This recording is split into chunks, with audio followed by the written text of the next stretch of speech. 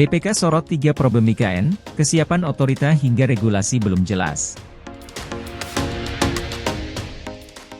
Badan Pemeriksa Keuangan, BPK, menyorot 3 masalah utama pembangunan Ibu Kota Negara, IKN, Nusantara. Kesiapan otorita IKN menjadi salah satu sorotan. BPK menemukan 3 masalah tersebut usai merampungkan audit pada semester kedua 2022. Mereka memeriksa secara mendalam laporan Kementerian Sekretariat Negara, Kemensetnek, Otorita IKN, dan instansi terkait lain di DKI Jakarta dan Kalimantan Timur. Pertama, BPK menyebut penyiapan dan perencanaan atas kelengkapan regulasi untuk pemindahan ibu kota belum dilaksanakan secara memadai dan peraturan turunan UU Nomor 3 Tahun 2022 tentang IKN belum lengkap. Imbasnya, persiapan, pembangunan, dan pemindahan IKN belum bisa optimal.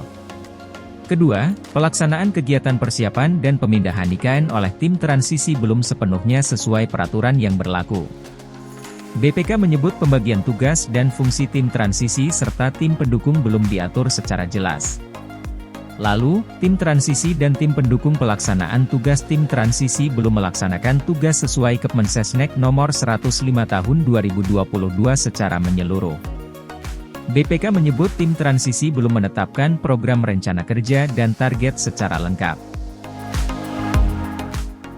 Hal ini mengakibatkan tujuan pembentukan tim transisi dan tim-tim pendukung pelaksanaan tugas tim transisi berisiko tidak tercapai secara maksimal, dan kinerja tim transisi atau IKN tidak dapat diukur karena program, rencana dan target kerja belum ditetapkan secara menyeluruh, tulis laporan BPK tersebut, dikutip Rabu. Ketiga, BPK menyoroti kesiapan otorita IKN untuk beroperasi sesuai mandat UU Nomor 3 Tahun 2022. Kelembagaan dan personel OIKN disebut belum lengkap serta belum ada peraturan kepala OIKN terkait koordinasi pelaksanaan kegiatan persiapan, pembangunan, dan pemindahan ibu kota negara setelah OIKN beroperasi. Atas temuan tersebut, BPK merekomendasikan 3 hal. Pertama, Kepala OIKN Bambang Susantono diminta mengawasi kelengkapan regulasi serta meningkatkan koordinasi dengan instansi terkait untuk memenuhi kebutuhan regulasi yang diperlukan. Kedua, OIKN diminta menetapkan uraian tugas dan wewenang untuk setiap jabatan pada tim transisi atau tim ad hoc lainnya yang mendukung operasional OIKN. Lalu, menetapkan rencana kerja tim transisi yang mendukung operasional OIKN beserta target kinerja dan indikator keberhasilannya.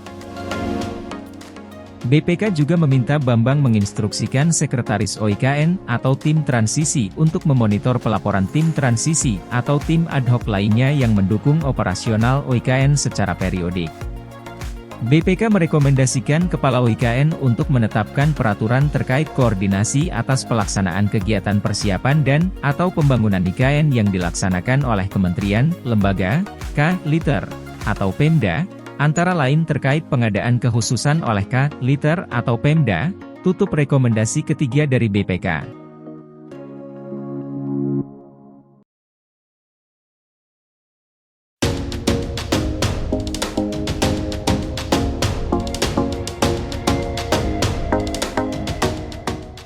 Hermina bakal bangun rumah sakit internasional di IKN, target 2024 kelar. Rumah sakit bertaraf internasional bakal dibangun di Ibu Kota Negara, IKN, Nusantara di Kalimantan Timur.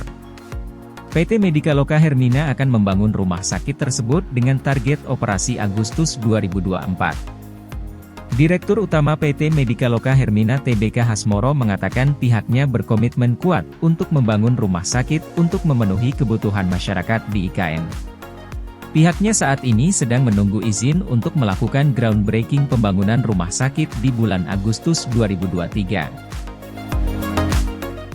Kemudian, rumah sakit akan dibangun selama setahun dan beroperasi penuh di Agustus 2024. Di saat banyak investor bersikap menunggu untuk berinvestasi di IKN, kami Hermina tengah siap membangun suatu rumah sakit yang pasti diperlukan oleh masyarakat yang saat ini sedang membangun ibu kota negara di IKN, ujar Hasmoro dalam keterangan resmi, Rabu, 21 Juni 2023. Pembangunan rumah sakit yang diinisiasi Hermina merupakan hasil kerjasama dengan PT Bina Karya, Persero, yang oleh pemerintah telah ditetapkan sebagai Badan Usaha Otorita, BUO. Saat ini PT Bina Karya dapat berperan sebagai master developer dan menjalankan fungsi serta tugasnya dalam hal aspek komersial dan B2B dengan investor yang berminat untuk investasi di IKN. Menurut Hasmoro, Hermina akan membangun rumah sakit yang menyediakan fasilitas unggulan untuk ibu dan anak, jantung, stroke, pelayanan gawat darurat, dan ICU. Kami juga siap menjadikan rumah sakit kami memiliki pelayanan bertaraf internasional, pelayanan yang cepat dan akurat mengutamakan keamanan pasien dengan didukung digitalisasi RS Electronic Medical Record, bangunan rumah sakit yang ramah lingkungan, green building dengan 200 tempat tidur dengan menyiapkan ruangan untuk pelayanan VIP, pasien BPJS dan non-BPJS, papar Hasmoro. Sebagai informasi, PT Bina Karya, Persero, dialihkan kuasa pemegang sahamnya dari Kementerian BUMN ke Otorita Ibu Kota Nusantara. BUO mempunyai tugas sebagai master developer.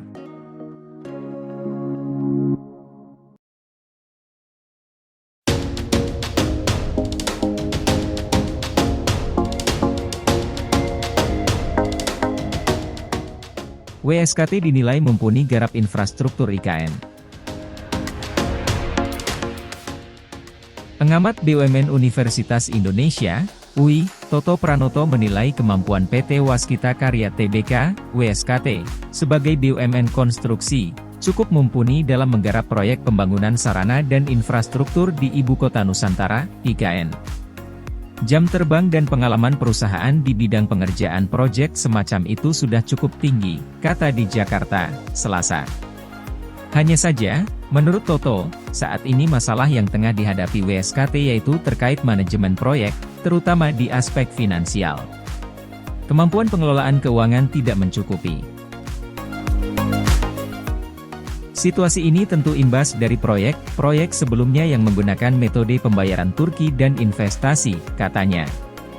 Toto menyebut struktur ekuitas WSKT yang tidak cukup kuat membuat perseroan akhirnya mengandalkan utang sehingga terjadi financial distress. Hal ini diperburuk pula dalam pengelolaan divestasi aset yang tidak performing well, katanya. Toto pun menyarankan WSKT melakukan langkah-langkah perbaikan, pertama, dengan melakukan divestasi pada proyek investasi yang sudah diselesaikan. Ini akan mengurangi tekanan utang dan cash flow, katanya. Langkah kedua, yaitu dengan menyehatkan struktur keuangan dengan lebih banyak menggunakan pendanaan proyek yang bersifat ekuitas. Misalnya bisa dilakukan dengan memanfaatkan pembiayaan yang berasal dari lembaga pengelola investasi, LPI, atau Sovereign Wealth Fund, SWF, INA yang sudah dibentuk. Langkah ketiga, yaitu pemilihan proyek-proyek yang metode pembayarannya bersifat monthly payment, sehingga arus kas waskita menjadi lebih lancar dan sehat. Tentunya proyek-proyek IKN dan proyek-proyek lain yang sudah didapatkan oleh waskita dengan metode bayar monthly payment dan menggunakan dana APBN merupakan langkah yang tepat agar waskita menjadi lebih sehat. Keenam proyek itu antara lain proyek Jalan Tol IKN Ruas 5A segmen Simpang Tempadung Jembatan Pulau Balang, proyek pembangunan Jalan Lingkar Sepaku segmen 4, Gedung Sekretariat Presiden dan fasilitas gedung penunjang. Kemudian, instalasi pengolahan air limbah, IPAL, 1, 2, 3, proyek gedung dan kawasan Kementerian Koordinator Paket 3, dan proyek gedung dan kawasan Kementerian Koordinator Paket 4.